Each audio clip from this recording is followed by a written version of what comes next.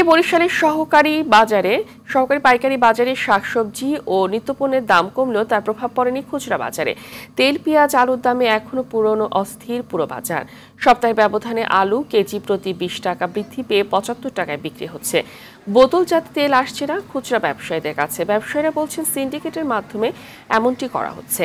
এদিকে দেশি পেঁয়াজ বিক্রি হচ্ছে 90 টাকায়। বাজারে সপ্তাহের ব্যবধানে 50 টাকা বেড়ে কাঁচামরিচ 150 টাকায় বিক্রি হচ্ছে।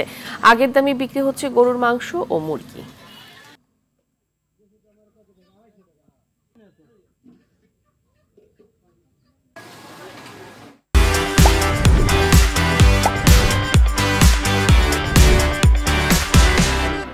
দর্শক, এই বিষয়ে বিস্তারিত জানাতে বরিশাল থেকে সরাসরি যুক্ত হচ্ছে সহকর্মী আরিফুল ইসলাম।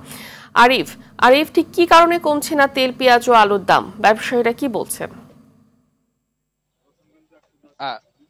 জি ফাহমিদা, ধন্যবাদ আপনাকে। আসলে আমরা প্রতিদিনই বলে যাচ্ছি যে বরিশালের বাজার অস্থিরতা আসলে যে কারণে কমছে না সেটি দোকানিরা এক কথা বলছেন, আবার পাইকারি ব্যবসায়ীরা অন্য কথা বলছেন। আসলে মধ্যে যে ফারাকখানি এই জায়গাটাই সাধারণ মানুষ আসলে বুঝতে সমস্যা হচ্ছে। প্রথমেই আমি একজন দোকানিকে একটু জানতে চাবো যে ভাই, দীর্ঘদিন যাবত সয়াবিন তেল, বোতলজাত সয়াবিন তেল নেই, এছাড়া আলু পেঁয়াজের দাম যে অনেক বেশি, আপনারা বলছেন যে বেশি, পাইকারি বাজার বলছেন যে কম। আসলে এই মধ্যখানে যে সমস্যাটি কি মনে করছেন দোকানি হিসাবে?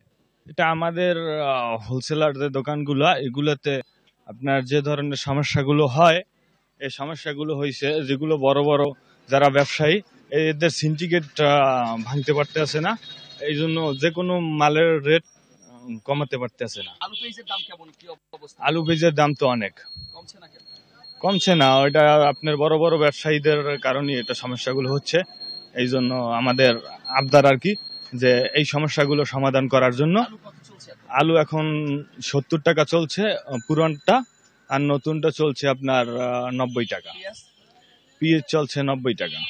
জি, যেমনটি আসলে শুনছেন যে দোকানি বলছে যে মূলত কিছু এখনো ব্যবসায়ীর কিছু কারসাজি রয়েছে, যে কারণে কিন্তু ভোক্তা পর্যন্ত এসে এই মূল্যটি এখন পর্যন্ত সঠিকভাবে পাওয়া যাচ্ছে না। এর আগে আপনাকে জানিয়ে রাখছিলাম যে চালের দাম যে সেই গত 3 মাস আগে বৃদ্ধি পেয়েছে, সেই দামটি কিন্তু এখন পর্যন্ত কমেনি। অপরদিকে কাঁচা বাজারের যে অবস্থা, কিন্তু গতকালকে একদম আগুন অবস্থা ছিল, কিন্তু আজকেও সেই ধারাটা অব্যাহত রয়েছে। আপনি জানবেন যে বরিশালে কাঁচামরিচ কিন্তু এখন 150 টাকায় বিক্রি হচ্ছে, যেটি গত এক সপ্তাহ আগেও কিন্তু 70 টাকা 80 টাকায় বিক্রি হচ্ছে। তো এই সমস্যা সমাধানের লক্ষ্যে ইতিমধ্যে বরিশালের জেলা প্রশাসন এবং ভোক্তা অধিকার সংরক্ষণ অধিদপ্তর বলছেন যে তারা ব্যবস্থা করবেন। বাজার মনিটরিং যারা করছেন, কৃষি বিপণন কর্মকর্তা, তারাও বলছেন, কিন্তু আসলে মাঠ পর্যায়ে কাউকে দেখছি না। তো সবশেষে যেটা বলতে চাই সে হচ্ছে বরিশালের বাজার একদমই অস্থিরতা, অভিভাবকহীন ভাবে চলছে গোটা বরিশালের বাজার পরিস্থিতি।